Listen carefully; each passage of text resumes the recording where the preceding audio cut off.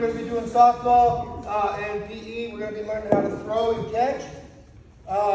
The PE course 2 standards that we're going to be hitting today is demonstrating knowledge of psychological and sociological concepts, principles, and strategies that apply to learning and performance of physical activity. Okay, so we're just going to show you guys how to throw and catch the ball in layman's terms. The goal, the students will be able to properly display the technique of throwing and catching a softball. Why is it important to know this? Because teaching students how to throw and catch with different objects allows them to build confidence and develop movement skills that are a part of many different activities. All right. So for throwing, that's the meat and potatoes. Now we get down to the stuff that we're actually going to do. So when you guys have already done this a little bit, right? When you throw the softball, we'll watch a video on it as well. But the grip, right? You want to hold the ball firmly in your hand so you know it's not going to slip out when you're going to throw the ball, right?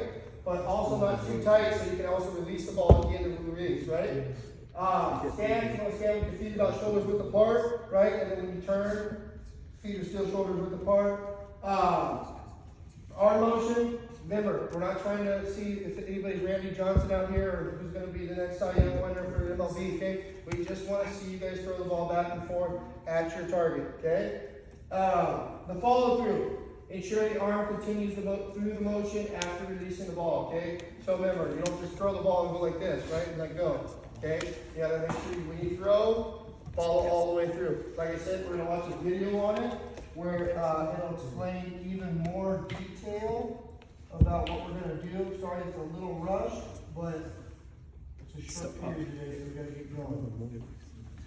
I'm Coach Dan Blewett. In today's video, let's talk about the arm action in the softball throw. So if you're looking to improve your softball throwing mechanics, this video we're going to talk about what's going to happen after you separate from your glove and the first early part of the softball throwing motion.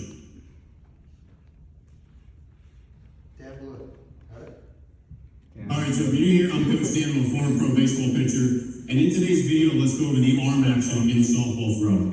So this is really important because what happens in the arm action is going to influence later parts of the throwing motion. So basically what happens is after we scoop a ground ball, and we're now in this side shuffle position, so I'm in a good position to throw and move towards my target. After this position here, what's going to happen is we don't want the following things to happen. Number one, we don't want the ball to lift straight up. We don't want our palm to turn up. And we don't want our upper arm. Happened to Dan. Down bad. All right. Before this is the case, is that there's a really important concept All right, Dan blew it for us. Let me see if I can get this back up real quick.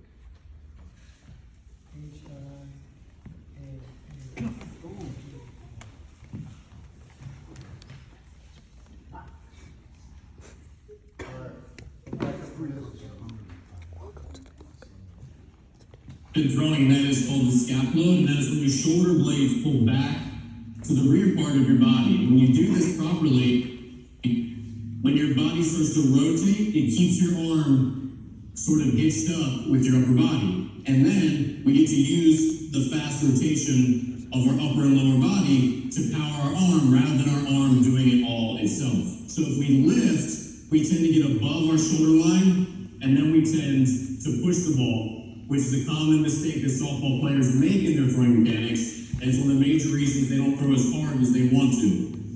So when you're teaching this, you want to think about once we got here, we've got our fielding position correct, which I'll link in the description below to more softball fielding drills and fielding mechanics. Once we're there, our hands are going to separate slightly down, and then they're going to pull back, kind of like we're drawing a bow and arrow, or as if we're Superman pulling our shirt open. So we're here, and then everything is going to rotate at once after that. So the arm action is an important piece of your overall softball throwing mechanics.